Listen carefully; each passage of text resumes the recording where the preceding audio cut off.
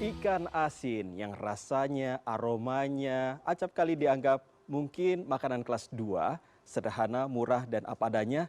Tapi ini di balik kesederhanaannya proses pembuatannya jauh dari kata mudah. Mulai dari membelah bertonton ikan, proses penggaraman, perebusan hingga penjemuran di bawah sengatan terik matahari. Nah, kali ini Rian Fernando akan merasakan langsung proses berliku tersebut dalam segmen Sehari Menjadi.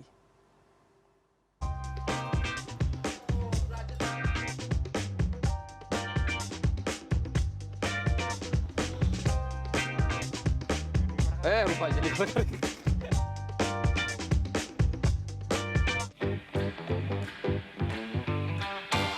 Bagi Jakarta, Muara Angke tak ayal adalah dapur laut raksasa. Tempat di mana puluhan ribu orang menggantungkan hidupnya. Dan di ujung utara ibu kota ini, kesibukan tak pernah benar-benar menemui titik henti. Di tengah hiruk-pikuk aneka komoditas laut kelas atas, ada satu jenis hasil laut yang kerap luput dari pujian. Ikan asin. Ya, ikan asin tak jarang dipandang sebelah mata, dianggap menu sederhana atau bahkan dilabeli makanan kelas 2. Padahal perjalanannya menuju meja makan sungguh amat panjang, yang tentu tak terjadi dalam semalam. Aromanya sangat garam. Selamat datang mirsa di segmen Sehari Menjadi. Hari ini kita akan belajar untuk bikin yang ada di sini, belajar mengasinkan ikan. Tapi apakah sesederhana itu? Di Muara Angke, ada lebih dari 200 kelompok masyarakat yang hidup dari ikan asin. Dari ikan asin kecil hingga ikan asin berukuran besar. Ini terus. Jangan begitu. Lewatin ya. Tuh. Lewatin. Ya orang bisa. Nah, ke bawah. Gini. Iya. Dah, terus. Potong. Hampir semua jenis ikan dapat diolah menjadi ikan asin.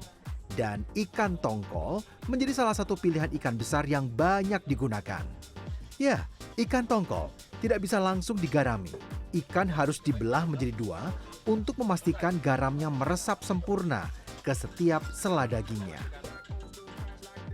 Ketika melihat beberapa luka di tubuh para pekerja, akhirnya saya paham kenapa para pekerja di sini terus memperhatikan saya dengan rasa was-was. Pernah kena kaki atau kena tangan, Bang? Kaki, tangan. Semuanya. Pernah kena? Iya. Ada yang bekasnya, Bang? Ada. Coba lihat, Bang. Kayak apa bekasnya? Oke. Baru 2 jam saya mencoba, kaki dan punggung saya sudah mulai protes nih pemirsa. Yang bikin lumayan pegel adalah harus konstan karena abang-abang di sini nih bukan hitungan kilogram atau kuintal. Dalam sehari itu bisa berton-ton. Usai dibelah dan dibersihkan, ikan kemudian diproses melalui penggaraman.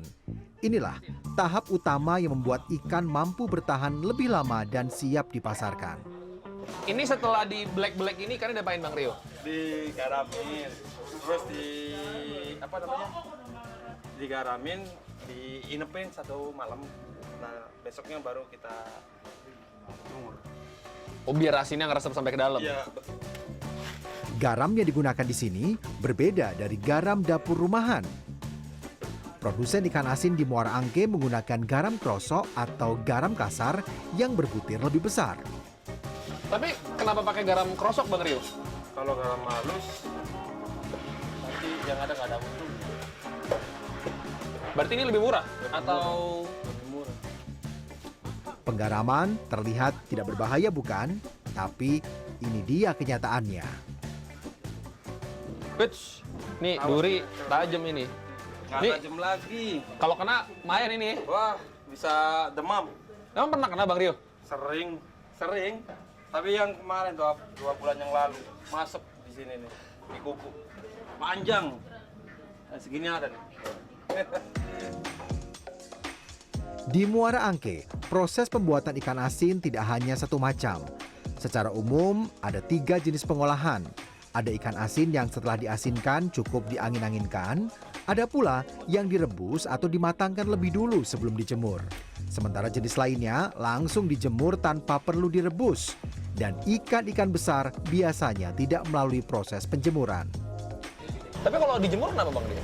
Kalau dijemur Sama warnanya berubah ini Pak. Ntar warnanya jadi kuning. Warnanya. Nah, Kalau rasanya sama dijemur. sama rasanya cuma kan si garamnya keluar pas kering itu. Mungkin kelihatannya ringkas ya kalau kita mengolah ikan besar. Tapi beberapa ikan, terutama yang berukuran kecil, harus dijemur bahkan direbus terlebih dahulu. Soalnya kan penjualan kan ada yang mintanya ikan yang direbus, ada yang mintanya ikan yang diasin. Kalau yang direbus seperti ini, harganya sedikit lebih tinggi ya jika dibanding ikan yang diangin-anginkan atau langsung dijemur. Kalau yang diasin seandainya harganya 15.000, ini 25.000. Gitu. Jauh ya? Iya jauh beda harganya. Jenis ikannya apa Pak ini? Jenis ikannya ikan layang. Ikan layang. Di tengah perubahan zaman, tungku kayu bakar masih setia digunakan. Selain menekan biaya produksi yang akan melonjak bila memakai LPG, pembakaran kayu menghadirkan sensasi smoky yang tak tergantikan. Secukupnya aja. Cukupnya? Iya, Kalau kebanyakan rugi? hanya rugi. Harusnya besar. Oh terlalu besar ya? Oke. Dan pastikan bahwa seluruh sisi ikan terendam oleh air rebusan agar matang merata. Yang atas ke bawah, yang bawah ke atas. Setelah matang, ikan akan dijemur untuk mengurangi kadar airnya. Bang! Panas! Pol! Eits, tapi ikan yang masih panas tidak bisa langsung dijemur ya. Ini nih alasannya. Ini langsung diamprak Pak Haji? Jangan dulu, suruh adem dulu. Nanti kalau udah adem baru bisa dijemur. Loh, emang kenapa nggak langsung diamprak? Kalau nggak diamprak nantinya kulitnya lecet. Oh ini kan ada nih yang agak, panas. Kalau panasnya lecet. Oh iya nih. Tuh. Ini kan udah ada yang agak sedikit kayak baret. Nanti semua badannya begitu ya, Pak ya? Ya, benar. Nggak bagus ya? Iya, nggak Berarti dibiarin sampai Sampai adem. adem ya? Iya. Oke, diemin dulu. Saya berpindah ke titik produksi berikutnya. Ikan yang telah melalui proses pengasinan kini dijemur di ruang terbuka. Idealnya, 1 hari cukup untuk membuat ikan benar-benar kering. Tapi cuaca tak selalu bersahabat. Ketika hujan datang, proses ini bisa berlangsung hingga 4 bahkan 5 hari. Berarti langsung diinin, Pak? Jangan di kayak gitu, biarin aja, Kalau nggak kenapa memang? hancur ininya tuh, pada lecet-lecet tuh. Gampang potel ya? Iya, patah-patah tuh. Yang penting jangan dikorek. Lupa, jadi goreng. Lupa! Di bawah panas matahari, ikan-ikan kecil yang sudah diasinkan perlahan mengering. Dari teri, layang, selar, sampai bilis, masing-masing punya karakter dan waktu kering yang berbeda. Tapi semuanya melalui satu tahapan penting, penggaraman. Kalau yang paling murah itu jenis ikan petek, tembang, selar, itu ikan-ikan muara sih yang murah. Kalau yang mahal itu kayak jenis teri Medan, di angka 140, 130-an lah kalau teri nasi Medan gitu.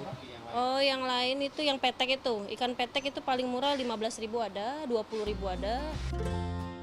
Selain proses yang melelahkan, produsen ikan asin harus berhadapan dengan tantangan harga bahan baku tengah naik.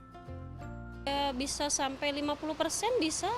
Kalau lagi dapat sedikit Mas, soalnya kan dia kan biasa dapat tontonan cuma dapat berapa kintal kayak gitu. Dari ratusan pengusaha pengolahan ikan di Muara Angke, mayoritas memilih ikan asin sebagai andalan. Namun ada juga yang memilih cara pengolahan yang lain. Ikan itu bisa diolah menjadi berbagai cara. Ada yang bisa diasin tentunya seperti yang tadi sudah dilihat, dan ada yang diasap. Cakalang. 2-3 jam bergulat dengan asap ternyata bukan perkara mudah. Kita harus siaga membolak-balik ikannya supaya matangnya merata dan tidak gosong di satu sisi. Taruh mana Om? Sini dulu aja. Oke. Kalau pas lagi bikin ikan asin, kena panas perebusan. Kalau yang versi ikan asap, panasnya keasupan. Di tengah proses yang masih tradisional, cara berjualan justru mulai berubah. Ikan asap tak hanya dijajakan di pasar tradisional, tapi juga dipasarkan secara online atau daring agar bisa menjangkau pembeli hingga luar Pulau Jawa. Kalau ikan cakalang ini paling banyak dijual kemana bang? Online ini. Online. Oh, udah main online ya? Iya. Mantap, ngikutin kemajuan teknologi. Harga berapaan bang? Per kilo 110. Per kilo? Kalau satu ikan ini nih, Kalau kira-kira gini- berapa kilo? Ini setengah kilo bang. Setengah ya? Perjalanan ini akhirnya bermuara di rumah makan, menjajal ikan asin yang prosesnya panjang dan penuh kerja keras. Akhirnya setelah perjalanan panjang, waktunya kita menyantap si ikan. Ini jenis ikan gabus. Saya makan dulu ya. Di banyak rumah makan Sunda, ikan asin selalu punya tempat. Datang bersama tahu, tempe, petai, sayur asam, dan sambal pedas yang meledak di lidah.